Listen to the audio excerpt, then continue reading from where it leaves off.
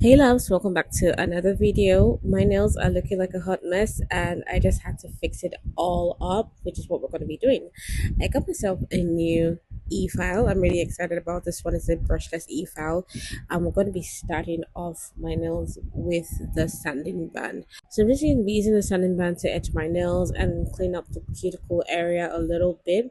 And while that is happening, I'm sure you're wondering why my nails are looking quite confusing, and I'm just going to break it down to you. So, my pinky is my natural nail length. I was grooming my nails and then I lost all of the length on the other fingers aside the pinky. But instead of cutting down the pinky to the length of the other nails, I just on the whim decided to leave it to see how long I could keep it for, and it's just been surviving. The other fingers are trying to keep up, but it has not been easy. A door would hit me, I'll jam my finger, my nail will break, and so yeah. But I'm just swinging it really. I guess you could call it my very own natural nail experiment and experience. In all honesty, part of the reason why I still had a lot of product on my thumb was I was going to be lazy. I was just going to remove the lift and do a fill and fix the length at the top using a sculpting paper. But while I was using the sanding band to clean up the thumb and I saw the lift, I decided to file down the bulk of the nails to see what I have going on in my natural nails, and everything was looking okay. So we're good to go. Once I was done filing down the bulk of the nails, I did do the prep off camera. I'm just cleaning now with isopropyl alcohol, scrubbing off all the dust on my natural nails, and I'm done with the prep. Next, I'll be going in with a translucent rubber base coat from Nailed to Gold. You all know that is my go-to. I love my favorite. It's currently out of stock and I'm so sad because what I have is about to finish, which is why I'm using a brush to apply on my nails as against using the bristles that comes with the bottle. But we just have to manage as we wait for the product to be in stock again. So once I'm done applying this on my nails, I go ahead and look in the lamp. I cure for 60 seconds. Once it's cured, I prepare the hard gel. I'm going to be sculpting, kind of like using the dual form method. However, I'm just going to be using full cover tips to get it done. So what I'm doing really is to brush some of that hard gel on the nail. I brush the first part and I switch it and complete the whole length of the nail because I want my nails to be pretty long. So I just place that on my nail and make my adjustments so that it fits properly. I don't put it down to the cuticles, just a little higher because number one, I want my nails to be longer. And so I'm just going to feel the back end once it's done. I'm using the hand light to flash cure so it stays on the nail without moving an inch. And then I continue the process until I'm done with the rest of the fingers.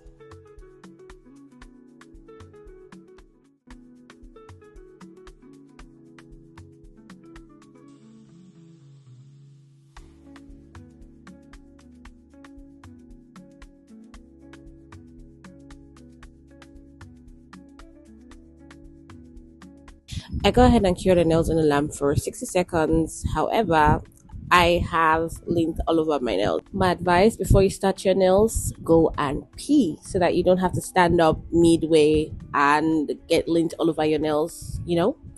So it's all right though. I just took out the tip and I'm cleaning off all of the lint from my nails now, just so that my nails are looking cleaner and we can continue with what we have now. So there is some gel buildup at the base of the nails that we fixed, and it created a ledge which I have to take down so that my application would be much more smoother. So that's what I'm doing. Still with the same 5-in-1 bead that I was using earlier, I'll just make that a little bit flatter, and once that is done I can go ahead with the application. But first of all, I do have to clean up the dust once again, because when you're doing nails, it's just like you have a relationship with dust, which I'm trying to reduce as much as I can. And yeah, so I'm going ahead now with the application and starting with a slip layer of the hard gel. I just applied that on the nails. I go in for a bigger bit of the hard gel, and then I do a full application of the gel across the length of the nails. So mind you, the slip layer is not cured, it's still very wet while this is going on, and the reason is because the slip layer helps the bigger bit of the hard gel that you are applying to glide smoothly across the length of the nails without you having issues with the application. So basically, the slip layer just helps you have a smooth application, right? So I got the hard gel, moving sidewall to sidewall, moving the gel downward to the tip of the nails. So once I get the gel to the very tip, it looks really good, like the application is done. But nope, I'm going to flip my hand over and you would see that by the side, it just looks a little bit too skinny for my fingers. So I'm just using the gel and dragging it out to the sidewall a little bit more. And I'm going to check it on both sides. And once that is done, I cure in the lamp. So I quickly finish up with the application. I'm making sure that the apex is looking okay on the thumb. One thing I gotta say, this particular view looks so yummy. Anyways, the nails are okay. I cure it in a lamp, and now we are going ahead to file the nails. And I'm going to be paying particular attention to the sides, because the sides are going to be a little bit rough. So I need to make sure that the side walls are straight, and I do not want any splinter of the nail on the sides at all. So I'm just trying to make sure that it is properly filed in, and any bulk I see on the sides, so I'm going to be using my file to just file it. This is simply a quick filing method because the application itself was smooth, so I don't have to do a lot at the top side. I just have to bring down any extra bulk that I see like I'm doing, and make sure that the sides do not have any gel touching the skin in any way. So once that is done, I go ahead and grab the 5-in-1 bit again, just to show you how versatile this bit is, and then I do some extra filing around the cuticles and also on the body. And once I'm satisfied, that's basically it. Alright, so moving on, I'm using wipes to clean up my nails, removing all of the dust that is buried in my cuticles and my sidewalls. And once that is done, this is what it looks like. It looks super good. You can go ahead to the designs. I'm going to be using the Venalisa Spar cut eye polish for French tips on the nails. I'm just concentrating now in getting the smile line, just making sure that it's as perfect as I can get it to be. And then I draw 2 lines at both sides of the free edge, meeting at the tip of the nail. This is what I do for the rest of the fingers also. I don't bother filling in the gap until I am done with the line framework of the French on the nails. Most times when I'm doing a French tip, I always employ using this method. It's a little bit faster for me, and it just helps to, not waste a lot of time on one finger before going ahead to do the other finger. So you do everything really at the same time.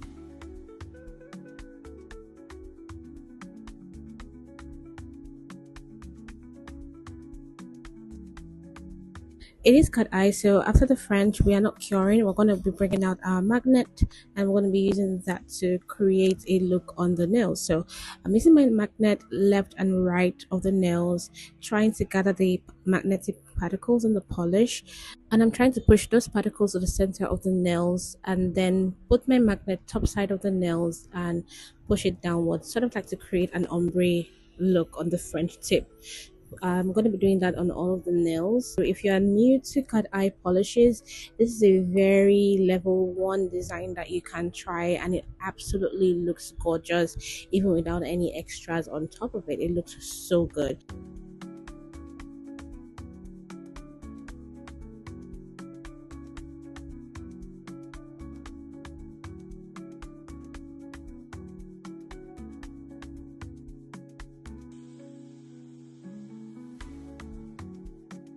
So all 5 fingers are done now. I'm just going to be popping that into the lamp to dry 60 seconds. And once it's out, I'm applying rhinestone glue to the French tip only. When doing this, I'm just going to make sure that the application is not very thin. I want a slightly thicker application than normal, and that's because I'm going to be putting stones on the French tip, and I want the stones to be held down properly. And the only way that is going to happen is if the layer of rhinestone glue on the nail is not so thin, right? So once that is done, I'm not curing. This is my box of stones, and it looks a mess because it is a mess.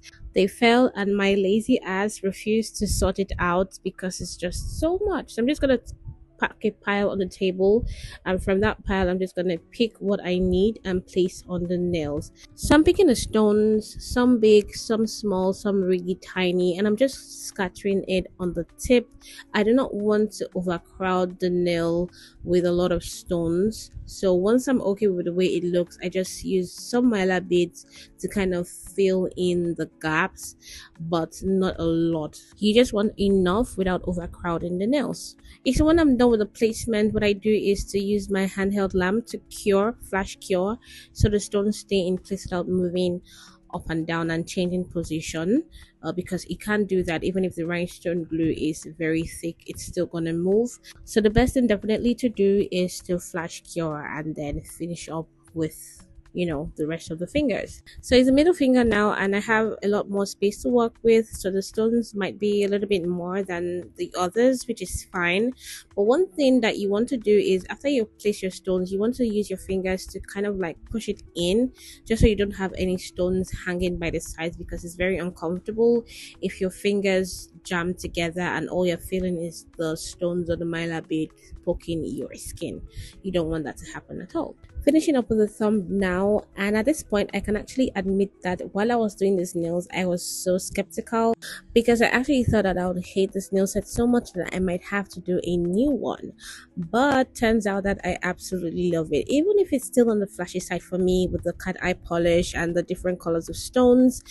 I absolutely love this set. So yeah, I'm gonna head cure it in the lamp for 60 seconds, and I'm coming in now with top coat to finish up this look, because we need to see the final result.